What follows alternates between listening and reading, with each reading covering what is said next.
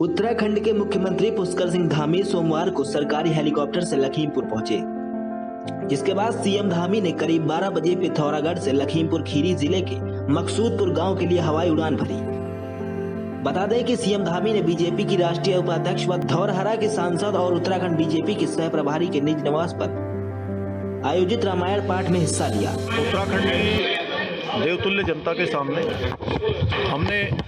हमने जब हमारा चुनाव चल रहा था, चुनाव के समय में हम सब लोगों ने यह संकल्प लिया था कि हम उत्तराखंड के अंदर यूनिफॉर्म सिविल कोड को लागू करेंगे और उसके लिए हमने जनादेश जनता ने दिया है।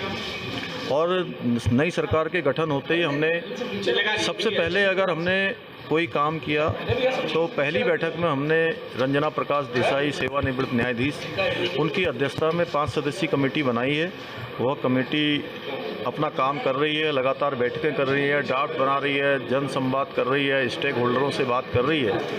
और इसके पीछे हमने जो कारण दिया था, जिसके कारण से हम उत्तराखंड में इसको लागू करना चाहते हैं, उत्तराखंड जहां देवभूमि है, यह गंगा का प्रदेश है, यमुना का प्रदेश है, देवभूमि है, देवों का प्रदेश है, चारों धाम है, बद्रीनाथ है, केदारनाथ जी हैं, हमारे देवी देवताओं का स्थान है।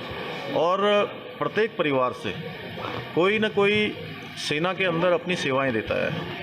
किसी के घर से बेटा देता है, बेटी देती है, किसी के चाचा देते हैं, किसी के पिताजी देते हैं। कोई ऐसा परिवार नहीं है जो सेना या अर्धसैनिक बलों में अपनी सेवा न देते हों। इसके साथ साथ 2 अंतर्राष्ट्रीय सीमाओं से लगा हुआ भी प्रदेश है।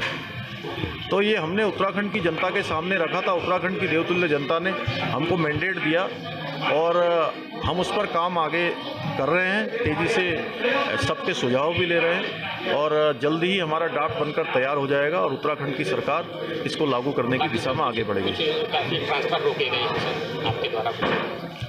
देखिए, वो कुछ उसमें इस प्रकार का है कि कुछ संशोधन होने हैं, कुछ उसमें और भी जो संशोधित सूची होनी है, जल्दी ही उसको संशोधित करके सबसे बात करके एक जो ज़रूरत है उसके अनुसार जल्दी ही सूची प्रकाशित करेंगे।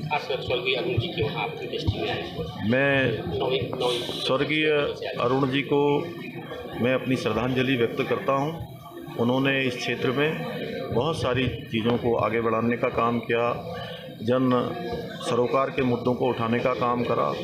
वो जनता के लिए हमेशा संघर्ष करते थे, जनता के लिए हमेशा उनका जीवन लगा रहता था, परिश्रम करते थे।